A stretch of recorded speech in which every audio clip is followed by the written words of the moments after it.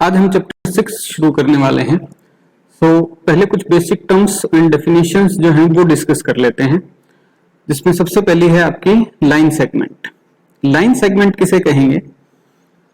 देखिए, सेगमेंट का मतलब होता है कोई टुकड़ा, कोई हिस्सा, और लाइन सेगमेंट मतलब लाइन का हिस्सा, लाइन का टुकड़ा। एक लाइन के टुकड़े को हम कैसे रिप्रेजेंट कर सकते हैं कि आप लाइन में से एक टुकड़ा काट लो, ये दोनों तरफ से जिसमें एंड पॉइंट्स हों, ए बी जो है वो आपका एक लाइन सेगमेंट हो जाएगा। इसको लिखेंगे कैसे? इसको लिखने के लिए हम ए बी और ऊपर उसके एक छोटी सी लाइन बना देंगे। ये नोटेशन हो गया आपका लाइन सेगमेंट का। सेगमेंट मतलब टुकड़ा और लाइन सेगमेंट मतलब लाइन का टुकड़ा, ठीक है। ओके, उसके बाद आती है सेकंड टर्म आपकी रे। रे क्या होती है कि जिसमें एक एंड पॉइंट हो और एक साइड जो बढ़ती जाए, और बढ़ती जाए उसके लिए हम क्या यूज करेंगे? उसको शो करने के लिए कि वो उस साइड बढ़ रही है, एक एरो सिंबल हम उस पे मार्क कर देंगे, ठीक है। ये कोई एंड पॉइंट हो गया उसका ए उसका एंड पॉइंट हो गया, और कोई और पॉइंट बी हम उस पे ले लेते हैं, कंसिडर कर लेते हैं, क्योंकि ये बढ़ती जा रही है। एरो हमें ये शो कर रहा है कि लाइन हमेशा आगे बढ़ती रहेगी इस डायरेक्शन में। इस डायरेक्शन में नहीं बढ़ेगी। क्यों नहीं बढ़ेगी? क्योंकि यहाँ एंड पॉइंट ए है, खत्म हो जाती है यहाँ, या यूं कह सकते हैं आपकी ये यहाँ से शुरू होती है और इस डायरेक्शन में ये बढ़ती जाएगी आगे तक, कभी खत्म नहीं होगी। ओके, तो इसको रिप्रेजेंट करने के लिए हम यूज करते हैं ए बी, जो कि इसका नाम हो गया, और सिंबल एक साइड एरो शो करता हुआ रे, ठीक है। ये फर्क हो गया लाइन सेगमेंट और रे में। अब बात आ जाती है लाइन की। लाइन क्या होगी? लाइन जो दोनों तरफ बढ़ती हो, ये राइट हैंड साइड भी जा रही है, ये लेफ्ट हैंड साइड भी जा रही है। इधर भी ये मूव करती रहेगी हमेशा के लिए, इधर भी ये मूव करती रहेगी हमेशा के लिए, दूर तक जा रही है। क्लियर? दोनों तरफ जिसमें एरो हो उसको हम कहेंगे लाइन। अब इसका नाम कैसे देंगे? इस पे एक कोई पॉइंट कंसिडर कर लेंगे ए, एक कोई पॉइंट कंसिडर कर लेंगे बी, और लिखेंगे कैसे? ए बी, दोनों साइड एरो। ये दोनों साइड एरो शो कर रहे हैं कि ये एक लाइन है। एक ही साइड एरो है वो शो करता है कि ये एक रे है, और एरो है ही नहीं, इसका मतलब ये कोई टुकड़ा है लाइन का जो काट के हमने निकाला है। तो ये तीन फर्क हैं किसमें? लाइन में, रे में और लाइन सेगमेंट में। इनको आपको ध्यान रखना है। जो लिखने के लिए नोटेशन है वो हम बार बार यूज नहीं करते। हम रे को भी उसी से लिखते हैं, ए बी से लिख देते हैं, और लाइन को भी ए बी से लिख देते हैं, और लाइन सेगमेंट को भी ए बी से लिख लेते हैं। इनके ऊपर जो सिंबल हम यूज कर रहे थे वो हम आजकल यूज नहीं करते, ठीक है। वो कंटेक्स्ट से हमें पता चल जाएगा कि जैसे क्वेश्चन पूछा है तो उसमें वो बता देगा कि वो ए बी लाइन सेगमेंट है, लाइन है, या फिर रे है, ठीक है। तो सिंबल हम उस पे नहीं लिखते आजकल। ओके, लाइन सेगमेंट हो गया आपका, रे हो गया और लाइन हो गया। तीनों में डिफरेंस क्या है वो आपको पता चल गया। उसके बाद आ जाते हैं कोलिनियर पॉइंट्स। अब आप जानते हैं कि किन्हीं भी दो पॉइंट्स को लेके मैं लाइन बना सकता हूं। जैसे इन दो पॉइंट्स को मिलाने वाली लाइन बना दी मैंने, ठीक है। ये पॉइंट्स मान लीजिए आपके ए और बी है। तो ये तो ऑब्वियस सी बात है कि ये तो उसी लाइन पे होंगे, क्योंकि इन दोनों को मिला के ही मैंने लाइन बनाई है।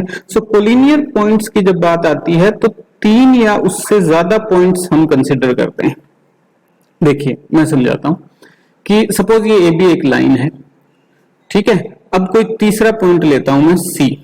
अगर मैं पूछूं कि पॉइंट ए, पॉइंट बी और पॉइंट सी क्या तीनों इस लाइन पे हैं? तो नहीं, तीनों इस लाइन पे नहीं है, ठीक है। एक पॉइंट ले लेता हूं मैं डी ले लिया मैंने। पॉइंट ए, पॉइंट बी और पॉइंट डी क्या तीनों इस लाइन पे हैं? हाँ, बिल्कुल है। जो तीन या तीन से ज्यादा पॉइंट एक लाइन पे हों उनको हम कहेंगे कोलिनियर पॉइंट्स, ठीक है। फिर से सुनिए, तीन या तीन से ज्यादा पॉइंट्स अगर एक लाइन पे हैं तो उनको हम कहेंगे कोलिनियर पॉइंट्स, उनको हम कहेंगे कोलिनियर पॉइंट्स। ठीक, गॉट इट? ओके, तो नॉन कोलिनियर पॉइंट्स किनको कहेंगे? वो तीन या तीन से ज्यादा पॉइंट्स जो एक लाइन पे नहीं है। अब देखिए इसमें वो तीन में से दो पॉइंट्स लाइन पे हो सकते हैं, जैसे आपका पॉइंट ए है, बी है, वो तो लाइन पे है, पर जो तीसरा पॉइंट हम इनके साथ कंसिडर कर रहे हैं सी, वो इस लाइन पे नहीं है, यानी कि ए, बी और सी जो हैं वो नॉन कोलिनियर पॉइंट्स हैं। ये क्या है? नॉन कोलिनियर पॉइंट्स हैं।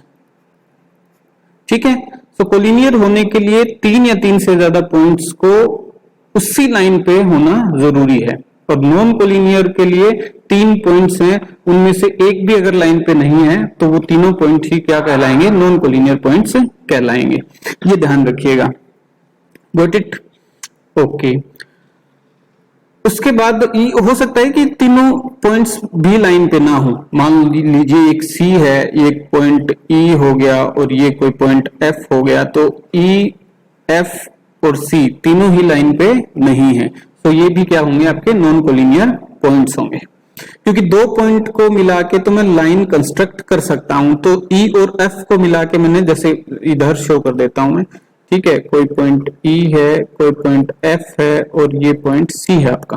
ठीक है, सो ई और एफ को मिलाते हुए मैंने लाइन बना दी, तो वो दो पॉइंट लाइन के ऊपर हो गए, पर जो तीसरा पॉइंट इनके साथ मैं कंसिडर कर रहा हूं वो इस लाइन पे नहीं है। ठीक है, इसलिए हम तीन पॉइंट्स की बात करते हैं कि तीन या तीन से ज्यादा पॉइंट्स अगर एक ही लाइन पे हैं तो वो कोलिनियर पॉइंट्स कहलाएंगे सारे ही, और तीन पॉइंट्स अगर एक लाइन पे नहीं है तो वो नॉन कोलिनियर कहलाएंगे। चलिए अब आ जाते हैं एंगल्स। तो एंगल्स किन से बनेंगे? लाइन से बनेंगे या लाइन सेगमेंट से बनेंगे या फिर रे से बनेंगे? देखिए जब एंगल में बनाऊंगा तो आप देख पाएंगे कि ये किससे बन रहे हैं। सपोज ये एक पॉइंट हो गया और ये इस पॉइंट से ओरिजिनेट होने वाली रे हो गई। इस पॉइंट का नाम मान लीजिए आप बी और ये पॉइंट हो गया सी। सो एक रे बन गई।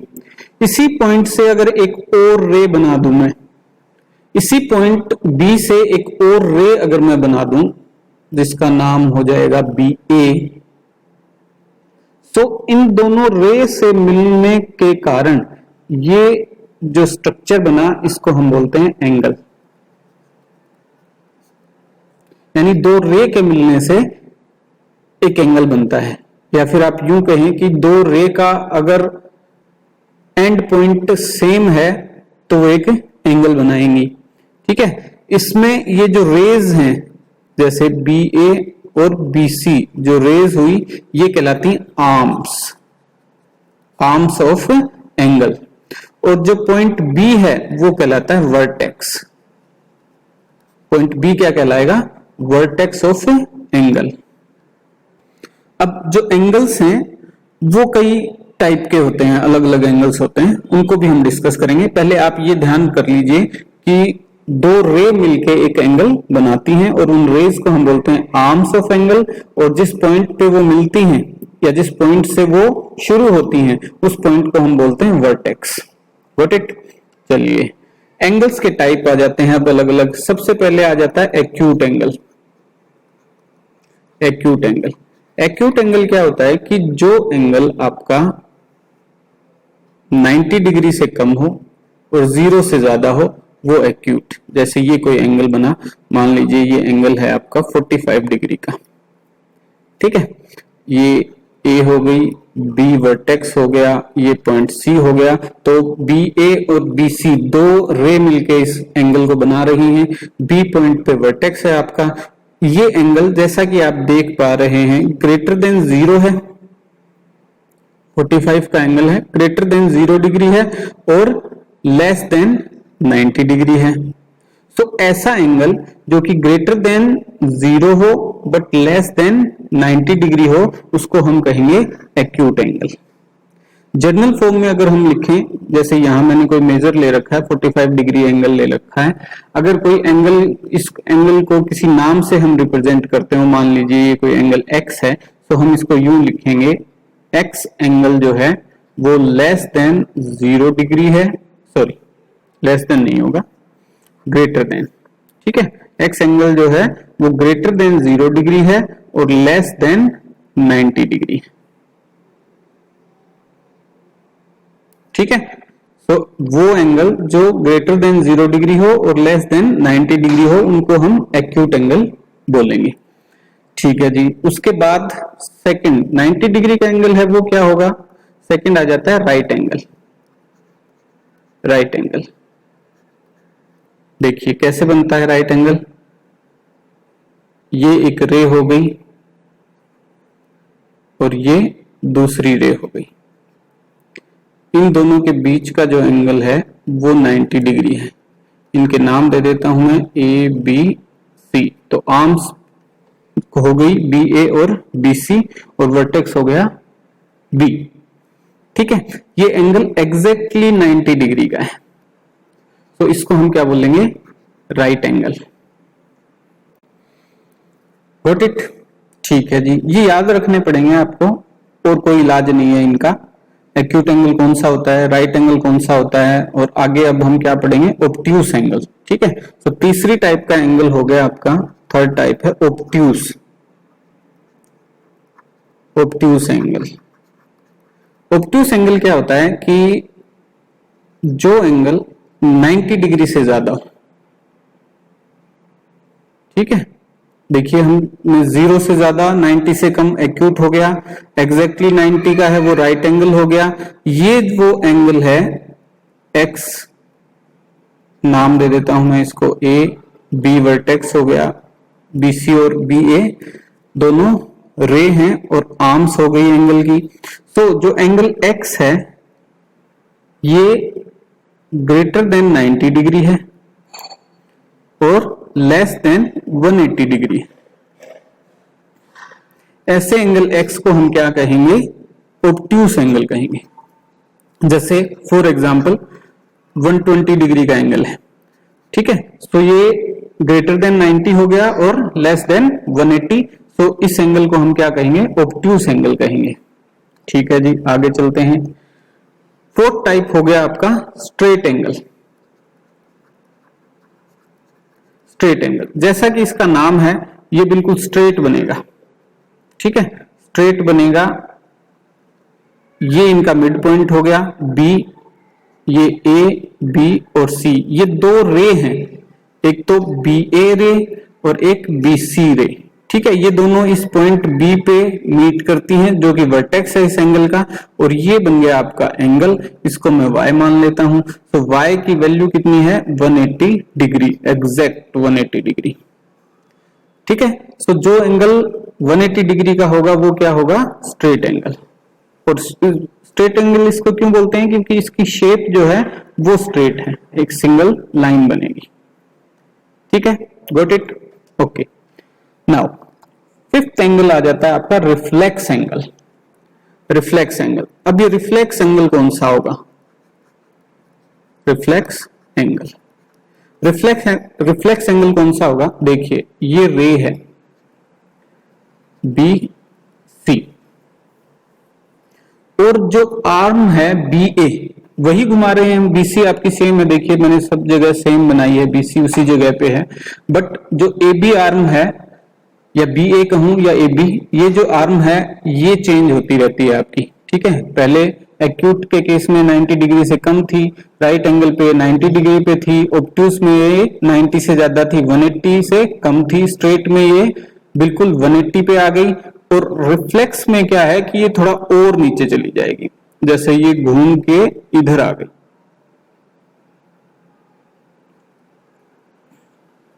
ये ए हो गया आपका एंगल, ये बना आपका, ठीक है।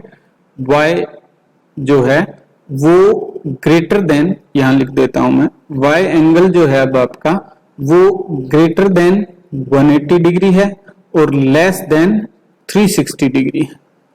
360 कब होगा? जब ये पूरा BC घूम के वापस यहां आ जाएगी BC पे ही, ठीक है। घूमने वाली साइड BC तो आपकी फिक्स है, घूमने वाली साइड तो BA है ना, सो BA पूरा घूम के BC के ऊपर ही वापस आ जाएगी, तब 360 हो जाएगा, ठीक है। सो ये एंगल 180 से ज्यादा है और 360 से कम है, सो इसको कहेंगे रिफ्लेक्स एंगल। एग्जांपल ले लेता हूं कोई y इक्वल्स टू, अगर आपका 220 डिग्री का एंगल है, 220 का, तो जैसा कि आप देख पा रहे हैं 180 से ज्यादा है बट 360 से ये कम है, तो ऐसे एंगल को हम क्या कहेंगे? Reflex angle. उसके बाद आ जाते हैं आपके कॉम्प्लीमेंट्री एंगल्स। कॉम्प्लीमेंट्री एंगल्स क्या होते हैं? देखिए कोई दो एंगल है, मान लीजिए एक एंगल यहां बनाया मैंने, ये 60 डिग्री का है, नाम हो गया इसका ABC। एंगल का नाम कैसे लिखते हैं? एंगल का साइन और ABC, ठीक है। वर्टेक्स हमेशा कहां रखते हैं? बीच में रखते हैं, ठीक है। इसको आप यूं भी लिख सकते हो, एंगल CBA।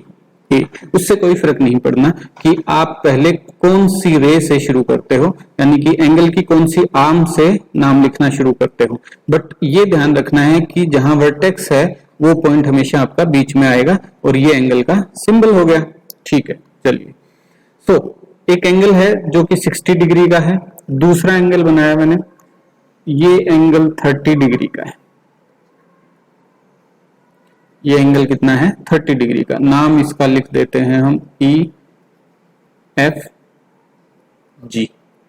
सो सम करता हूं इन एंगल्स का।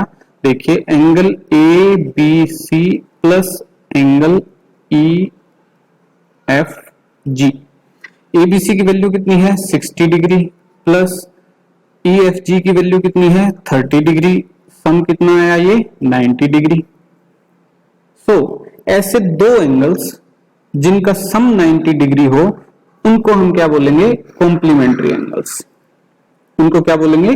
Complementary angles. ऐसे कोई दो एंगल, कोई भी हो, कहीं भी होंगे, पर अगर उनका सम 90 डिग्री हो रहा है तो उनको हम क्या कहेंगे? Complementary angles. अब इसमें जो ये वैल्यू है 60-30 होना जरूरी नहीं है, वो आपका कोई 70 का हो सकता है, दूसरा 20 का, इनका सम भी 90 डिग्री हो जाएगा, ठीक है।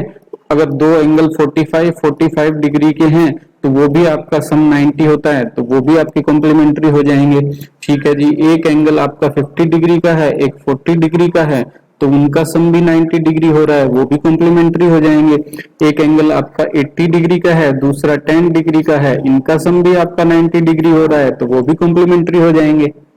कोई भी दो एंगल कहीं भी हो, अगर उनका सम 90 डिग्री हो रहा है तो वो क्या कहलाएंगे? आपके कॉम्प्लीमेंट्री एंगल्स कहलाएंगे। नेक्स्ट टाइप आ जाता है आपका सप्लीमेंट्री एंगल्स। देखिए सप्लीमेंट्री एंगल्स कौन से होंगे, मैं फिर से एक एग्जांपल से ही आपको समझाता हूं। ये देखिए, ये कोई एंगल है 120 डिग्री का, नाम इसका AB वर्टेक्स C, ठीक है। कोई दूसरा एंगल है जिसकी वैल्यू है 60 डिग्री, ये हो गया आपका DEF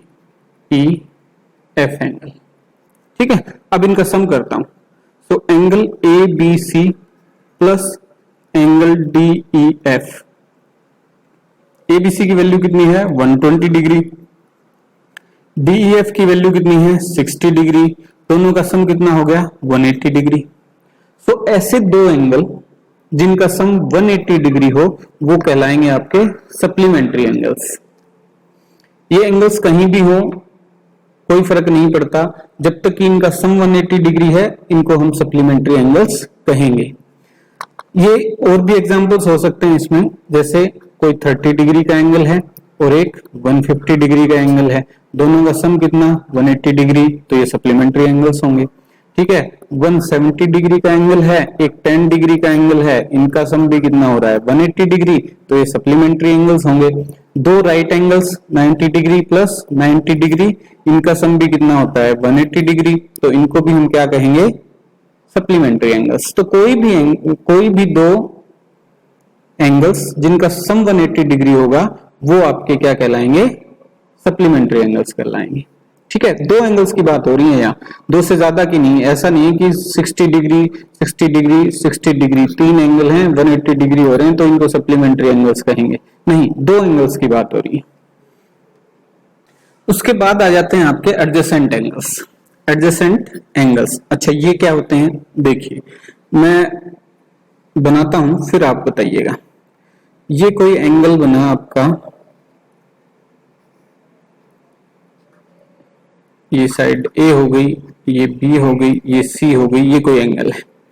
इसी वर्टेक्स से एक और एंगल बना दूं मैं, ये पॉइंट हो गया डी आपका, और ये एक नया एंगल बन गया, ये मान लीजिए एक्स है और ये वाई है। तो ये जो दो एंगल बने, एक एक्स और एक वाई, ये आपस में एडजेसेंट होंगे, इनको हम क्या बोलेंगे, एडजेसेंट एंगल्स। अब इनमें डिफरेंट क्या है देखिए, एक तो इनकी एक आर्म जो है वो कॉमन है, कौन सी, A B. A B arm जो है वो वाई एंगल में भी है और एक्स एंगल में भी है, ठीक है। तो एक तो इनकी ये आर्म जो है वो कॉमन हो गई, एक्स में भी और वाई में भी, कौन सी, ए बी आर्म, ठीक है, एक बात हुई।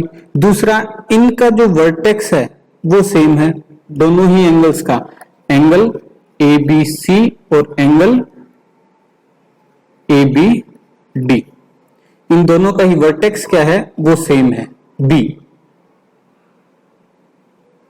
ठीक है। तो एक तो आर्म ए बी कॉमन हो गई, एक इनका वर्टेक्स बी कॉमन हो गया। दूसरा, जो नॉन कॉमन आर्म्स हैं,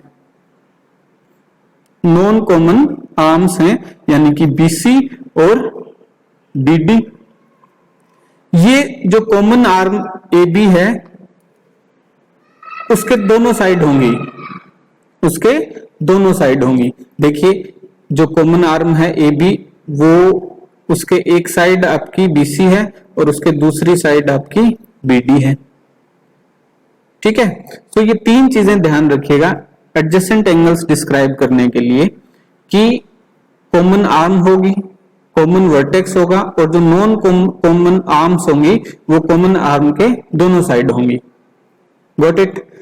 अच्छा, दूसरी बात, एक्स एंगल जो है वो एडजेसेंट है किसके, वाई के, और वाई एंगल जो है वो एडजेसेंट है किसके, एक्स के।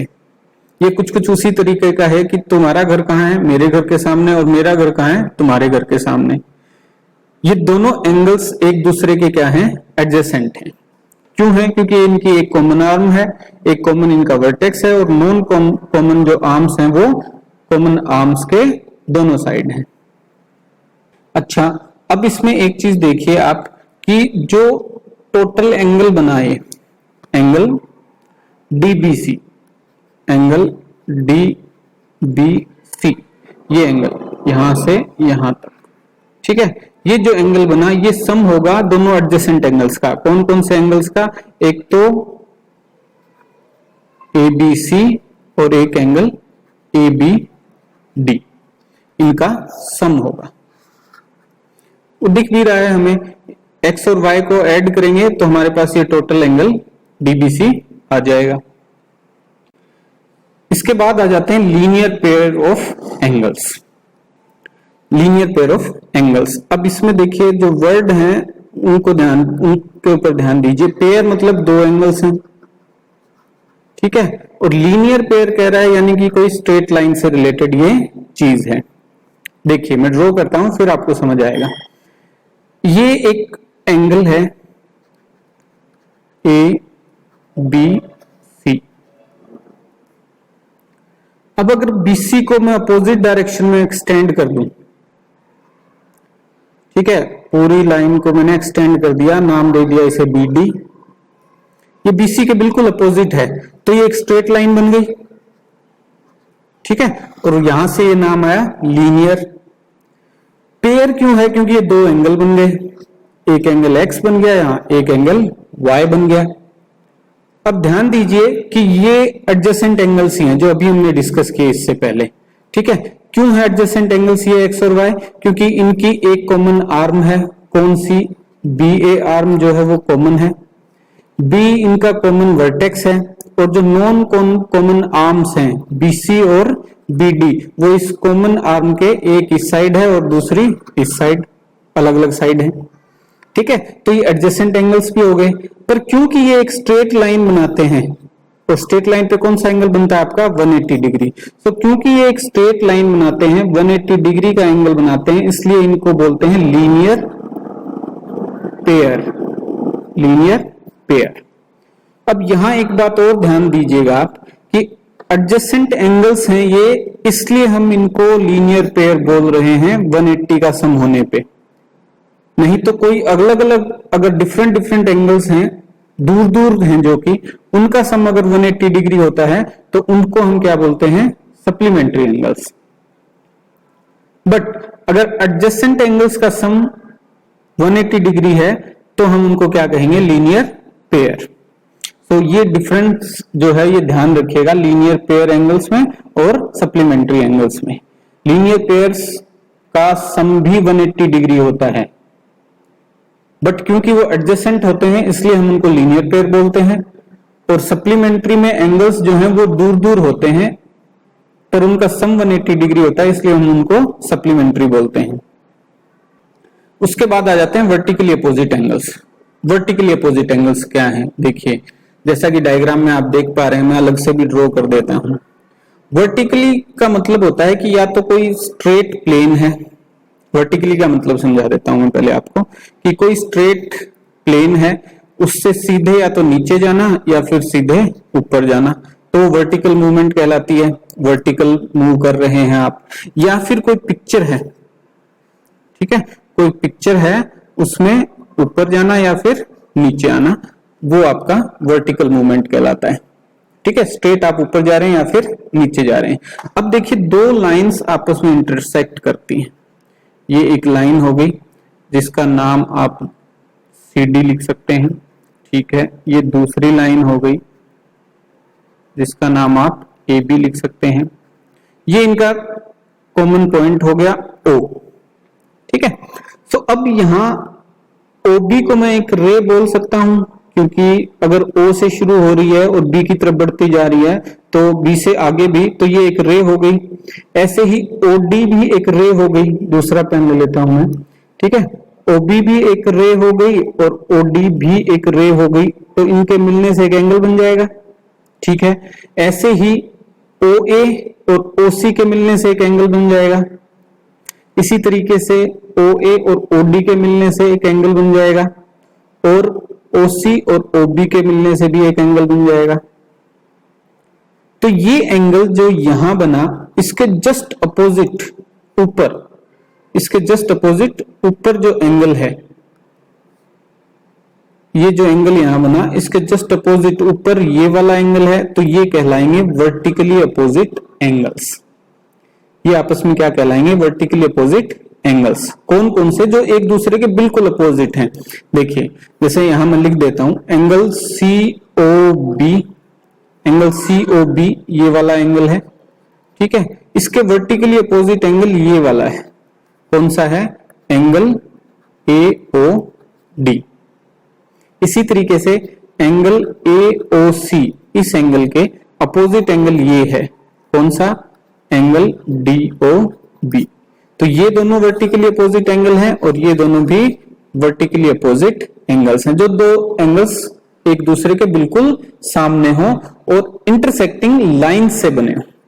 ये बात ध्यान रखिएगा, ऐसे नहीं कि ये एंगल बन गया और ये कोई दूसरा एंगल बन गया, ठीक है, और आप कहो कि ये दोनों एंगल X और Y एक दूसरे के सामने हैं तो इनको मैं वर्टिकली अपोजिट एंगल्स कहूंगा। ऐसा नहीं, ठीक है। एंगल्स एक दूसरे के सामने हो बट किससे बने हो? दो इंटरसेक्टिंग लाइंस से। दो लाइंस एक दूसरे को काटती हुई हो, वहां जो एंगल बनेंगे एक दूसरे के सामने, उनको हम वर्टिकली अपोजिट एंगल्स बोलेंगे, ठीक है।